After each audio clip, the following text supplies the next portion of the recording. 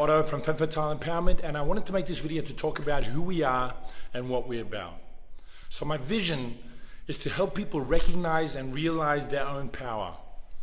And really that's what I'm doing with my life as well, and I have been for a long time now. I used to be extremely shy, super quiet, wouldn't make a sound, couldn't start conversations with anyone, tried to please everyone, too shy to make a phone call to pay a bill. I'm not exactly sure why either. My mum left us when I was really young, so that probably had something to do with it. Also, I have an older brother who I used to do everything together with as a kid. And because he was older than me, my dad always put all responsibility on him. And I think for me it was an excuse to just play small and just leave everything to him. Now through the choices I've made, I've come a long way since then, and I'm glad about that because life is just better like that, being more confident, being more in charge. I get more of what I want, I do more of what I want, and I feel better about myself. But before, when I was so shy and tried to please everyone, people didn't respect me, people took advantage of me because I let them. When I was 6, I started in martial arts. So I started in judo, I trained in karate, boxing, kickboxing, jeet kune do, and later I decided to do Wing Chun Kung Fu, which I'm still doing now, and I've been teaching for more than 15 years now. Now, what are martial arts? Now, you may or may not know that there's more to martial arts than just fighting. Mental discipline, focus, enlightenment even. For me, it was never really like that. For me, martial arts was always very physical, and my personal development was separate to that. Now I'm actually with an organization that is very holistic in that sense, the IWKA, the Internal Wisdom and Knowledge Association. Its motto is mastering body, mind, and energy. And I think that's much more like it.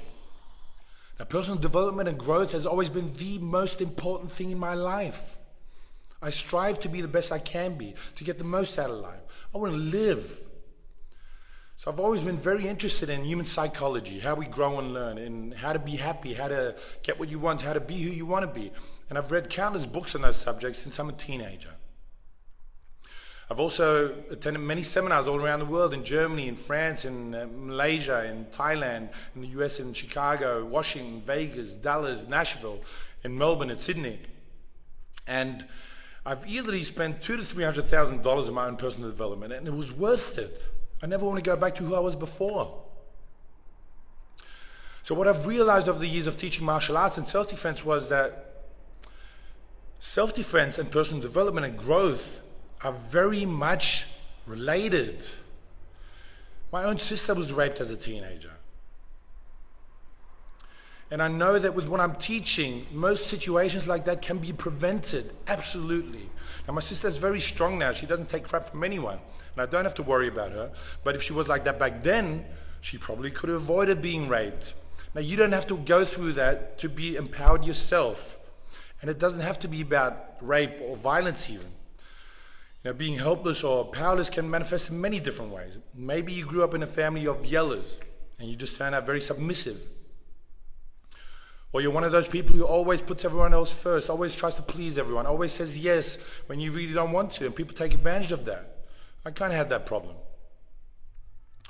Or you're with an abusive, dominant partner, and it doesn't have to be sexual or physical either, it can be emotional. Or you've been bullied in school, or from an older brother or sister. Or maybe you have parents who always shielded you, always knew what's best for you, and you didn't develop your own voice and you let other people run your life. I kind of had that with my brother as well. Now I'm teaching something that I believe everybody should know, but doesn't. You don't learn this stuff in school. You don't learn this from your parents. You don't learn how to stick up for yourself, how to look after yourself. But in my opinion, these are basic life skills. You have a lot more power than you think as a woman, but it's about understanding all of this. It's about knowing the rules, so to speak, and they're actually pretty straightforward. You shouldn't have to feel helpless or powerless or uneasy or uncomfortable. You shouldn't have to worry about walking home alone at night. You should feel safe and secure, but more than that, it's about being confident, it's about self-esteem and freedom, so you can feel relaxed and happy. Now most people link self-defense purely to fighting and aggression. You get attacked and you have to fight back. Most self-defense training also focuses on that. But I think that's a mistake. And that's really where we are different. What about not getting into that situation in the first place? What about not having to fight at all? Sure, fighting techniques have their place in the self-defense equation, and we certainly teach that as well, but it's only a part, and it's the hardest part. But being able to avoid those situations, being able to avoid a fight, or being a target to bullying or yelling, depends on who you are as a person. It depends on confidence, on assertiveness, and taking action, because that determines if you get picked as a target in the first place, how you will respond, if you will act, if you will stand up for yourself, if you can diffuse the situation. And it also determines how you will respond to an actual attack. But most attacks can be prevented. It is about more than that. It is about personal development and empowerment. I believe you have every right to be strong and empowered and safe as a woman. It's about being in your power, not just when you get attacked, but in society, in your community, in your relationships, in your home, in life. Stay tuned for more. Take care.